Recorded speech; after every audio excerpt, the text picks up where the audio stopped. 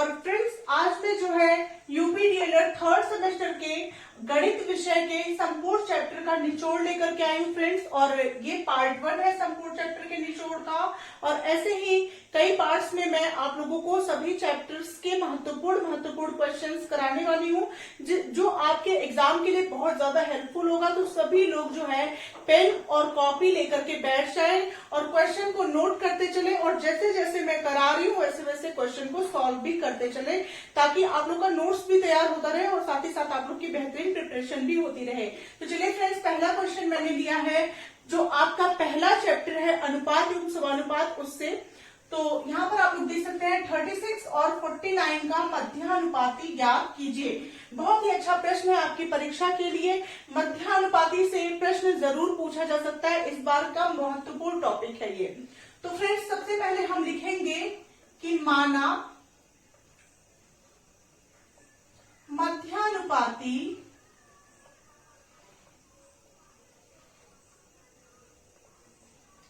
बराबर x। ठीक है, हम मध्यानुपाती मान लेंगे x को, और यहां पर हो जाएगा फ्रेंड्स 36 रेशियो x प्रोपोर्शन यानी समानुपात x रेशियो 49। फ्रेंड्स मैं आप लोग को बता दूं, ये आपका ये दोनों जो है वो बाह्य पद के अंतर्गत आता है, और जो मिडिल है वो आपका मध्य पद के अंतर्गत आता है।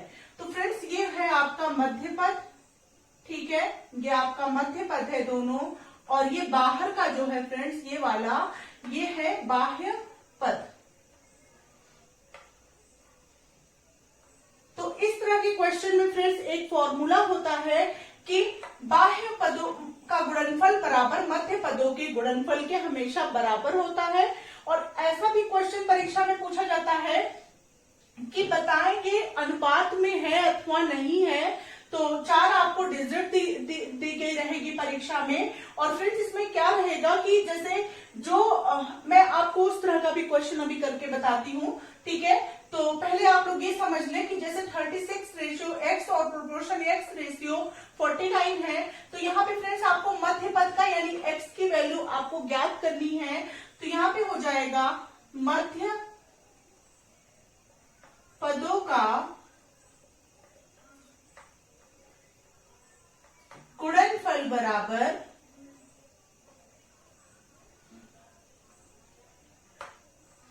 बाह्य पदों के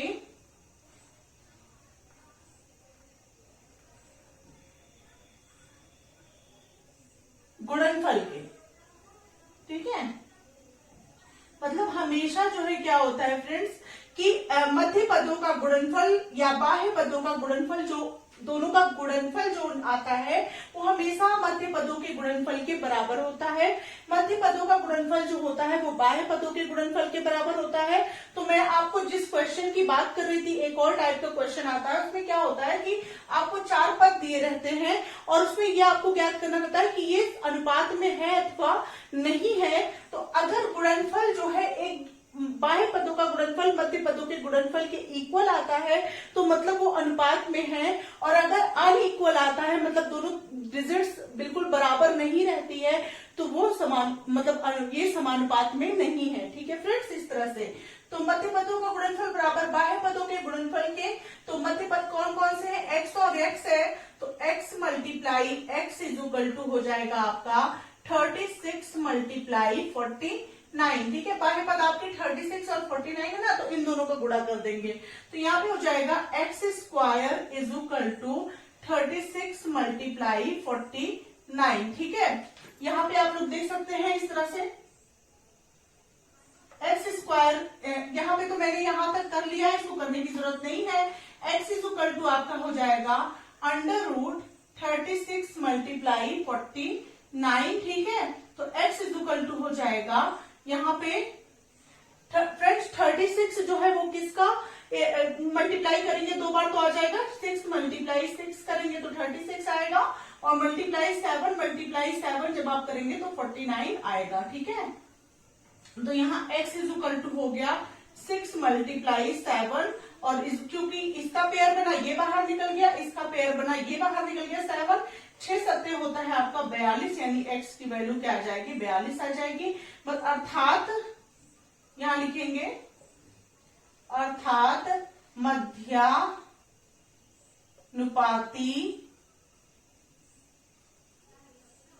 बराबर 42, और यही हो जाएगा आपका आंसर। होप आप लोग को क्वेश्चन अच्छे से समझ में आ गया होगा। नंबर 2 है ₹2000 का 10% वार्षिक ब्याज की दर से 3 वर्ष का चक्रवृद्धि ब्याज ज्ञात कीजिए। ठीक है फ्रेंड्स, तो इसको कैसे ज्ञात करेंगे ये ध्यान दीजिए। इसके लिए कुछ फॉर्मूले होते हैं, उसको ध्यान दीजिएगा फ्रेंड्स। तो इसके लिए फॉर्मूला होता है मिश्र धन बराबर, यानी ए बराबर P1 plus R/100 into T. ठीक है, ये एक फॉर्मूला होता है। यहां पे A इज इक्वल टू मिश्र धन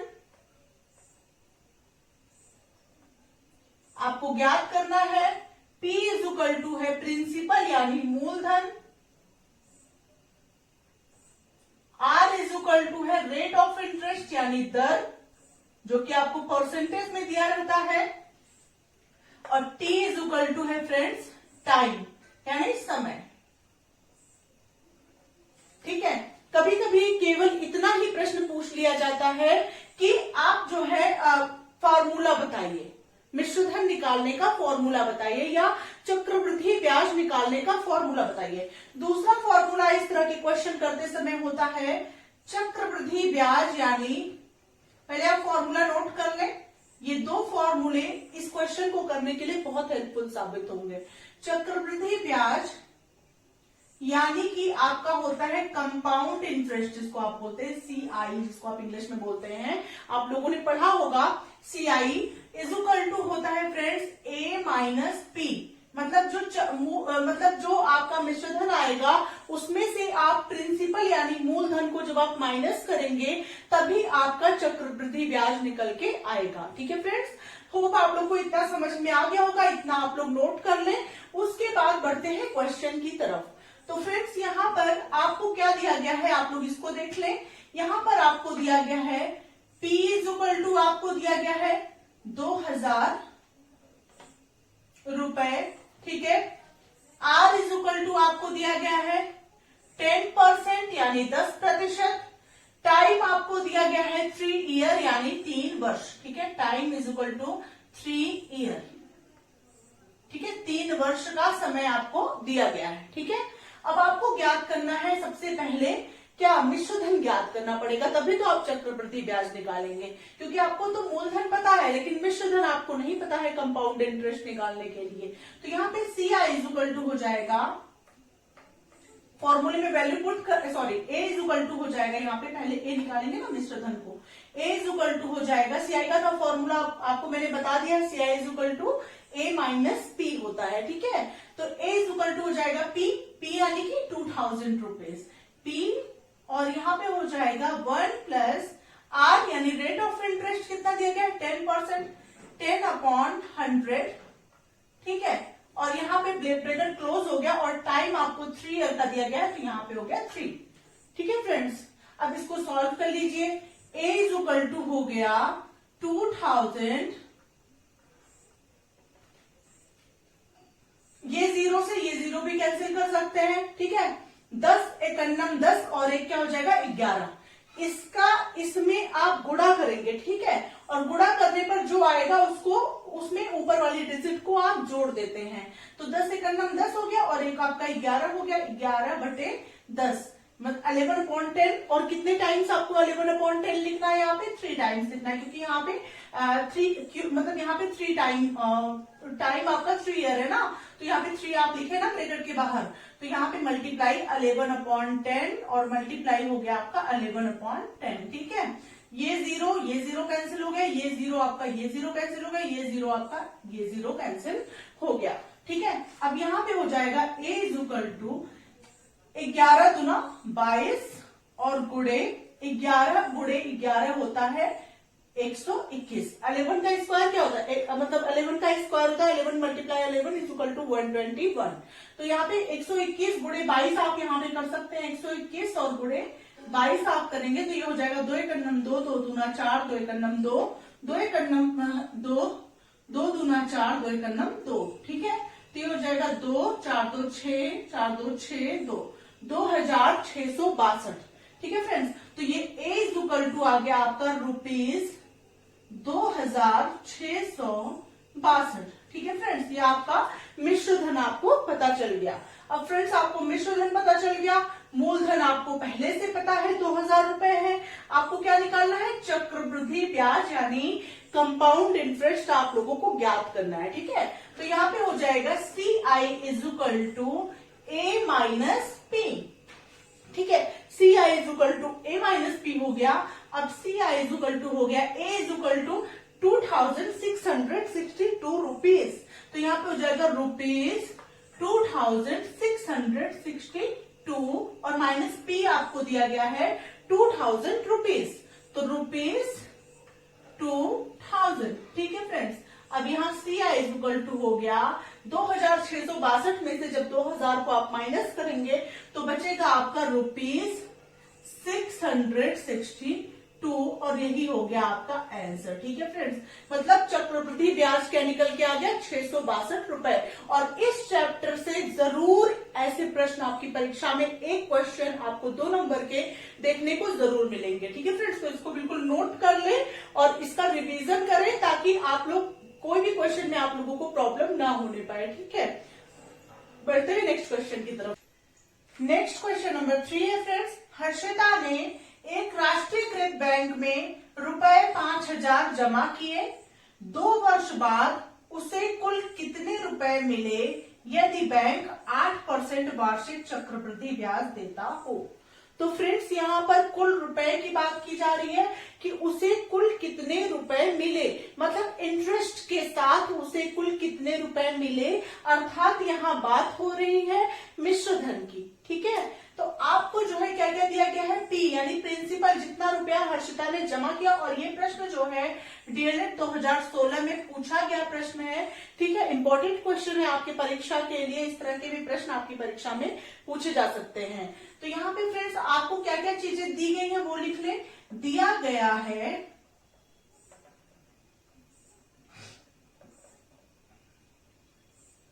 क्या क्या चीज दिया गया है, प्रिंसिपल यानी जितने रुपए उसने जमा किए तो वो प्रिंसिपल हो गया। P is equal to rupees 5000। ठीक है, अब आपको क्या दिया गया है, कितने समय के लिए जमा किया था, 2 वर्ष के लिए। तो यहाँ पे टाइम कितना हो गया friends, T is equal to 2 year.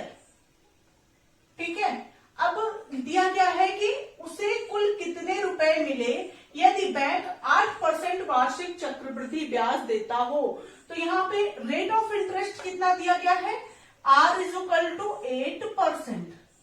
ठीक है, अब आप फॉर्मूले में वैल्यू पुट कर लीजिए, आपको मिश्र धन निकालना है, मतलब लिखा हुआ है उसे कुल कितने रुपए मिले। यहाँ पे ब्याज ज्ञात करने की बात नहीं की जा रही, यहाँ पे क्या दिया गया है कि कुल कितने रुपए मिले, मतलब अमाउंट विथ इंटरेस्ट, उसे कुल कितना मिला। ठीक है, तो यहाँ पे हो जाएगा friends A is equal to, यानी मिश्र धन आपको ज्ञात ही करना है, A is equal to P 1 plus R upon 100 और इंटू T।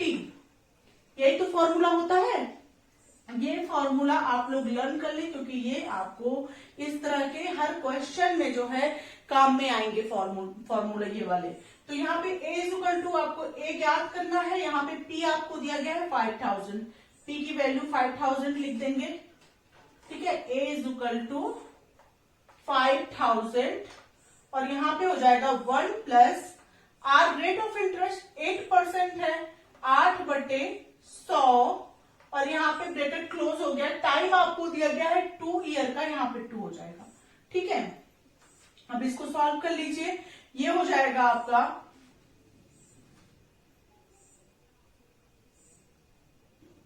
इसको इसी तरह कर लीजिए, A is equal to 5000 multiply 100 का 1 में मल्टीप्लाई हो जाएगा 100 आएगा, और प्लस इसमें 8 प्लस हो जाएगा 108 आएगा, 108 अपॉन 100, और यहाँ पे 2 है, 2 साल है, तो मल्टीप्लाई 108 अपॉन 100 आप कर लेंगे। ठीक है फ्रेंड्स, अब यहाँ पे ये जीरो, ये जीरो, ये जीरो, ये जीरो आपका हो गया कैंसिल, एक जीरो यहाँ पे ये भी कैंसिल हो गया आपका। ठीक है, अब इसको देखिए कैसे कटेगा, 5 एकम 5, 5 दूना 10। ठीक है, अब 2 से इसको काट लीजिए, 2 पंचे 10, 2 चौके 8, तो किसका किसका मल्टीप्लाई करना है, 108 गुणे 54 आपको करना है, और आंसर आपको मिल जाएगा। तो यहाँ साइड में 108 मल्टीप्लाई 54 कर लीजिए, कितना आएगा, सभी लोग मल्टीप्लाई करके आंसर बताएं।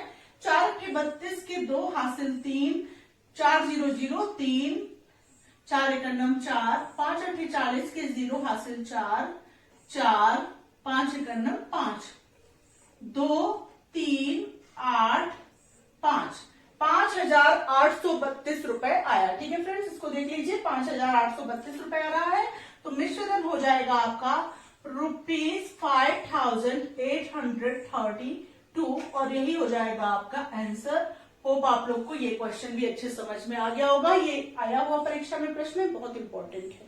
ठीक है, नेक्स्ट क्वेश्चन नंबर 4 है, x to the power 4 minus 19x square Y square plus 78 y to the power 4 के गुणनखंड कीजिए। बहुत ही अच्छा प्रश्न है आपकी परीक्षा के लिए, और इस गुणनखंड चैप्टर से क्वेश्चन जरूर आते हैं आपके एग्जाम में। तो यहाँ पे फ्रेंड्स इसको कैसे सॉल्व करेंगे, इसको ध्यान से समझेंगे। फ्रेंड्स हम पहले तो क्वेश्चन नोट कर लेंगे, x to the power 4 minus 19x square Y square plus 78 y to the power 4। ठीक है, हमने क्वेश्चन को नोट कर लिया। अब फ्रेंड्स क्या करेंगे कि आप 78 जो ये दिया गया है, ध्यान से बिल्कुल समझिएगा इस क्वेश्चन को, 78 जो दिया गया है इसका आप यहाँ वाली संख्या से आप गुणा करते हैं। गुणनखंड में यही नियम होता है फ्रेंड्स कि इन दोनों संख्याओं का आप गुणा करते हैं।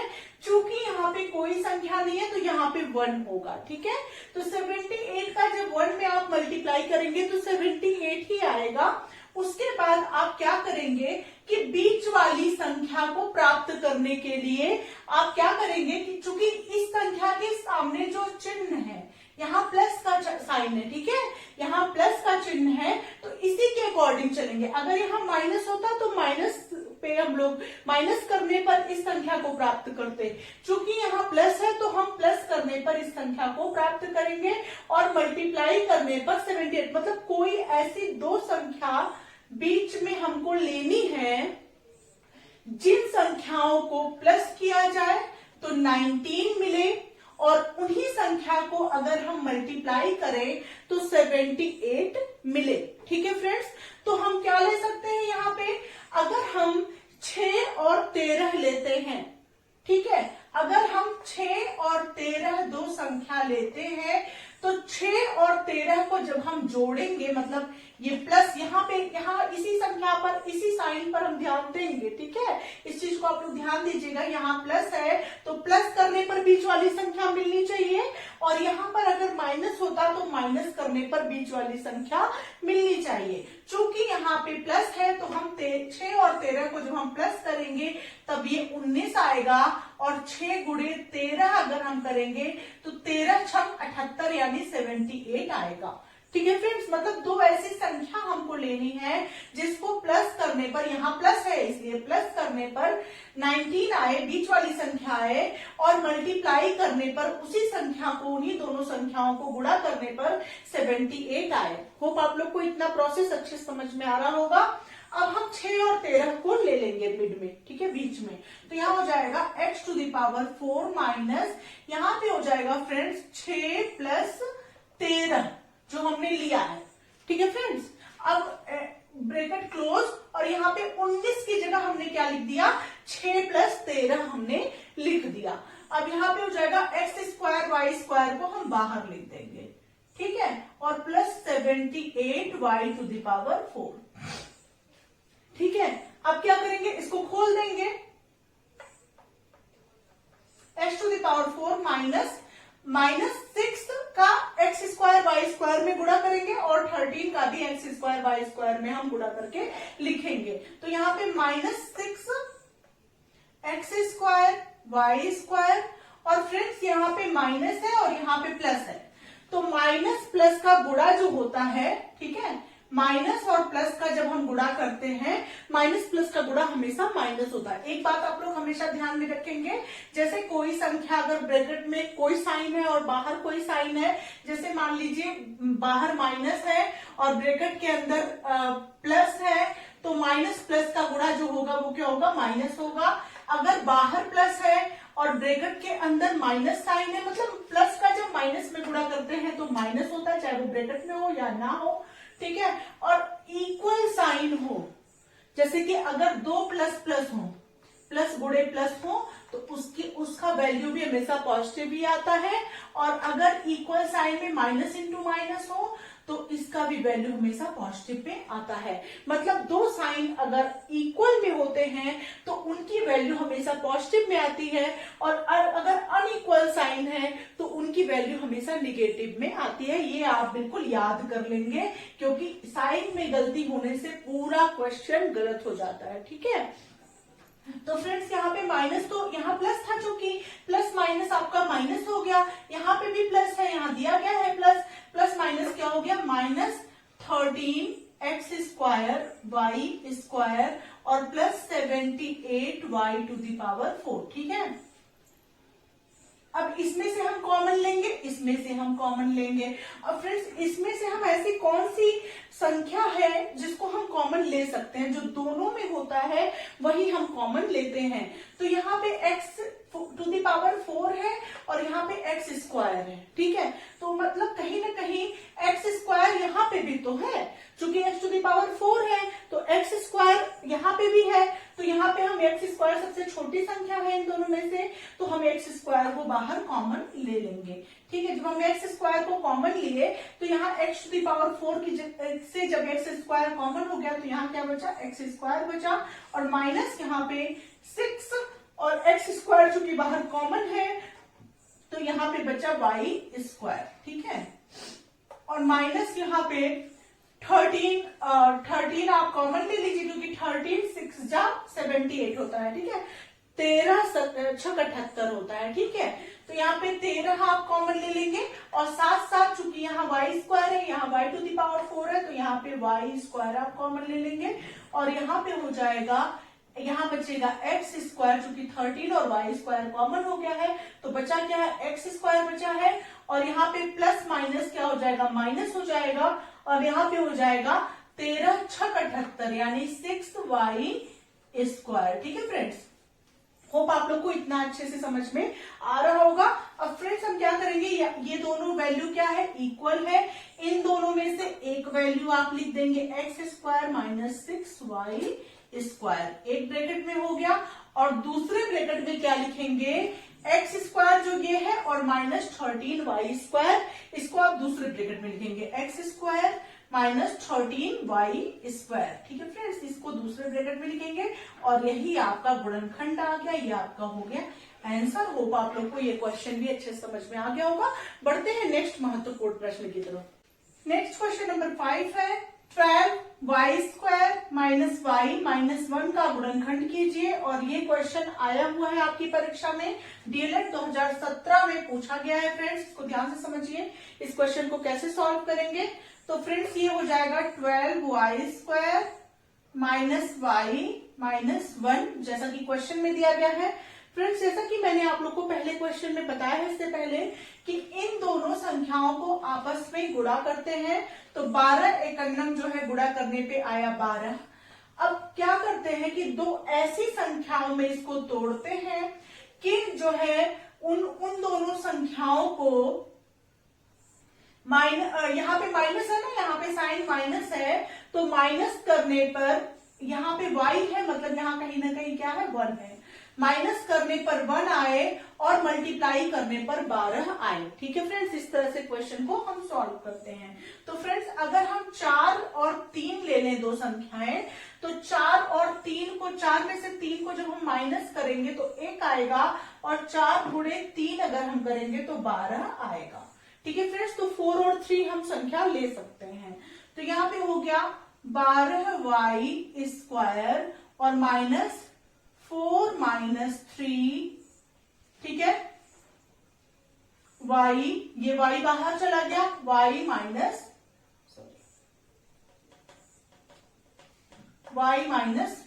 ठीक है फ्रेंड्स, इस तरह से हो गया। अब इसको कैसे करेंगे, 12y² -4y, ठीक है, ये माइनस का प्लस में गुणा करें होगा तो माइनस ही आएगा, -4y हो गया, माइनस माइनस आपस में गुणा होगा तो ये होगा प्लस, और यहाँ पे हो जाएगा 3y, ठीक है, और माइनस का हो गया आपका 1, ठीक है। अब इन दोनों में से कॉमन लेना है और इन दोनों में से कॉमन लेना है। इन दोनों में से हम क्या कॉमन ले सकते हैं, यहाँ पे 4 से 12 डिविजिबल है और y यहाँ पे है, तो यहाँ पे 4y अगर आप कॉमन ले लेंगे तो यहाँ बचेगा 4 तिया 12, 3 और एक सिंगल y बचेगा। स्क्वायर है ना, स्क्वायर में से हमने एक y को कॉमन ले लिया तो यहाँ पे एक सिंगल y आपका बचेगा। उसके बाद यहाँ पे हो जाएगा फ्रेंड्स, अब यहाँ पे माइनस है तो माइनस लगा देंगे, और 4y आपने कॉमन ले लिया है तो यहाँ कुछ नहीं बचा, तो यहाँ क्या बचा, 1 बचा, ब्रैकेट क्लोज हो गया, ठीक है। अब यहाँ पे प्लस, ये वाला प्लस लिख देंगे। अब यहाँ 3y - 1 है तो यहाँ पे कुछ भी कॉमन नहीं है, तो जहां कुछ नहीं कॉमन होता है वहां हम 1 कॉमन ले लेते हैं, ठीक है। तो यहाँ 1 हो गया, तो ये भी 3y - 1 ऐसे एज इट इज उतर गया। अब ये 3y - 1, ये 3y - 1, इन दोनों का एक 3y - 1 आप लिख देंगे, ठीक है। और उसके बाद यहाँ पे 4y और यहाँ +1 है तो 4y + 1 आप लिख देंगे और यही हो जाएगा आपका आंसर। इस प्रकार से क्वेश्चन को आप सॉल्व करेंगे। नेक्स्ट क्वेश्चन है friends, mean median mode chapter से एक क्वेश्चन जरूर परीक्षा में पूछे जाएंगे फ्रेंड्स। और यहाँ पर आप लोग देख सकते हैं, मतलब समांतर माध्य, माध्यिका और बहुलक करके जो चैप्टर है उससे प्रश्न जरूर आएंगे आपकी परीक्षा में। तो यहाँ पे प्रश्न है, एक कक्षा के 40 विद्यार्थियों के किलोग्राम में भार के आंकड़े निम्नवत हैं। डीएलएड 2017 में पूछा गया प्रश्न है, बहुत महत्वपूर्ण प्रश्न है। तो यहाँ पे x, मतलब यहाँ पे x दिया गया है केजी में, ठीक है, किलोग्राम में भार दिया गया है 40, 41, 42, 43, 44, 45 और फ्रीक्वेंसी यानी बारंबारता आपको दी गई है f = 8, 4, 6, 10, 6, 6 और यहाँ पे क्वेश्चन में दिया गया है कि समांतर माध्य ज्ञात कीजिए, ठीक है। तो इसको देखिए कैसे सॉल्व करेंगे। तो सबसे पहले हम x जो दिया गया है, x इस तरह से, मैं थोड़ा सा जगह कम है यहाँ पे लेकिन मैं समझा देती हूँ आप लोगों को, थोड़ा स्पेस की कमी है, ठीक है। इस तरह से नीचे तुरंत नहीं बनाएंगे क्योंकि जगह कम है, इसलिए मैं थोड़ा कम जगह का यूज करूंगी। x केजी में आपको दिया गया है, इसको आप एक कॉलम ए बना लीजिए, ठीक है। उसके बाद यहाँ पर आपको फ्रीक्वेंसी दिया गया है, फ्रीक्वेंसी का एक कॉलम बना लीजिए। उसके बाद आपको x × f करना है, इसका एक कॉलम बना लीजिए। ये 3 कॉलम आपको टोटल बनेंगे, इस क्वेश्चन में आपको बनाना पड़ेगा, ठीक है। तो सबसे पहले आप क्या करेंगे, थोड़ा छोटा छोटा मैं लिखूंगी। x की जगह आपका पहले 40 है, 40 लिख दीजिए। f क्या है, इसके 40 के नीचे वाला f क्या है, 8 है, 8 लिख दीजिए। दूसरा क्या है फ्रेंड्स, x के आगे क्या है, 41 है, आप 41 लिख दीजिए। उसके बाद क्या है, इसके नीचे फ्रीक्वेंसी यानी बारंबारता 4 दिया गया है, 4 लिख दीजिए। उसके बाद आपको यहाँ दिया गया है 42, 42 लिख दीजिए। फ्रीक्वेंसी आपको 6 दी गई है, इसके नीचे की फ्रीक्वेंसी 6 है, 6 लिख दीजिए। यहाँ पे आपका 43 है, 43 लिख दीजिए। 43 के नीचे की फ्रीक्वेंसी 10 दी गई है, 10 लिख दीजिए। उसके बाद 44 है, 44 लिख दीजिए। फ्रीक्वेंसी दी गई है 6, 6 लिख दीजिए। उसके बाद 45 है, 45 लिख दीजिए और फ्रीक्वेंसी दिया गया है 6, 6 लिख दीजिए, ठीक है फ्रेंड्स। अब नीचे जो जगह बचा है यहाँ पे आप लिखेंगे योग, ठीक है, और यहाँ पे लिखेंगे आप सिग्मा f की वैल्यू क्या आएगी और यहाँ पे लिखेंगे सिग्मा fx की वैल्यू जो आएगी वो, ठीक है। इस तरह से आपको कॉलम बनाना है क्वेश्चन को करते समय। अब देखिए फ्रेंड्स, 40 का जब हम 8 में यानी x गुणे f आपको करके यहाँ पे लिखना है। 40 गुणे 8 जब आप करेंगे तो ये 0 तो आप कर ही लीजिए, यहाँ पे लिख दीजिए 8 चौके हो जाएगा आपका 32, 320। उसके बाद 41 गुणे 4 आप करेंगे तो हो जाएगा 4 × 4, 4 चौके 16, 164। उसके बाद 42 गुणे 6 आप करेंगे तो हो जाएगा 6 दूना 12 के 2 हासिल 1, 6 चौके 24 से 25, 252। उसके बाद 43 गुणे 10 आप करेंगे तो हो जाएगा 430। उसके बाद आप 44 गुणे 6 करेंगे तो हो जाएगा 6 चौके 24 के 4 हासिल 2 और 6 चौके 24, 2 हो जाएगा आपका 26, 264। ठीक है। उसके बाद 45 गुणे 6 आप करेंगे, 6 पंचे 30 के 0 हासिल आया आपका 3 और 6 चौके 24 और 3 हो जाएगा आपका 27, 270। अब आप क्या करेंगे फ्रेंड्स, इन सभी को जोड़ लेंगे, वो सिग्मा एफ आ जाएगा। तो हो जाएगा 8 4 12, 12 6 18, 18 10 28, 28 6 हो जाएगा आपका 34 और 34 6 हो जाएगा आपका 40। सिग्मा एफ आपका आ गया 40। अब आप इन सबको जोड़ेंगे तो ये हो जाएगा 4 2 6, 4 10 के 0 हासिल 1। ठीक है, ये 0 है, सही से ये 0 है सबसे पहला। ठीक है, हासिल 1 हो गया। अब यहाँ पे 2 में 1 जोड़ देंगे, 3 हो गया, 3 6 3 9, 9 5 14, 14 3 17, 17 6 हो गया आपका 23, 23 7 हो गया आपका 30 के 0 हासिल 3, 3 3 6 1 7 2 9, 9 4 13, 13 2 15, 15 2 हो गया आपका 17। ठीक है, तो ये हो गया 1700। ठीक है, तो यहां पे हो जाएगा, यहां पे आप लिख देंगे समांतर माध्य बराबर, समांतर माध्य को किस तरह से दर्शाते हैं, X bar. X bar is equal to होता है sigma F X upon sigma F. ठीक है, ये फॉर्मूला होता है। तो इसके बाद हो जाएगा आपका सिग्मा एफ एक्स कितना आया है 1700, 1700 और बटे सिग्मा एफ कितना आया है 40 आया है।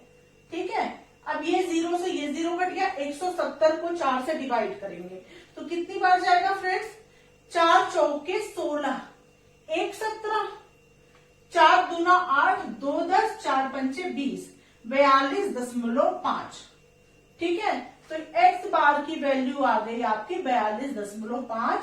ठीक है, और यहाँ पे आपका यही हो गया आपका आंसर, यानी समांतर माध्य आपका आ गया 42.5। ठीक है फ्रेंड्स, यही आपका आंसर आ गया। इसको आप केजी में भी लिख सकते हैं, 42.5 केजी। ठीक है फ्रेंड्स, यही समांतर माध्य आपका आंसर। होप आप लोग को ये पूरा समझ में आ गया होगा, इसको नोट कर लीजिए और समांतर माध्य के कोई भी प्रश्न इस तरह से परीक्षा में पूछे जाए तो आप इसी तरह सॉल्व करेंगे और ये प्रश्न आपको निश्चित रूप से 2 अंक दिलाएंगे, 2 अंक आपके पक्के करेंगे। ठीक है।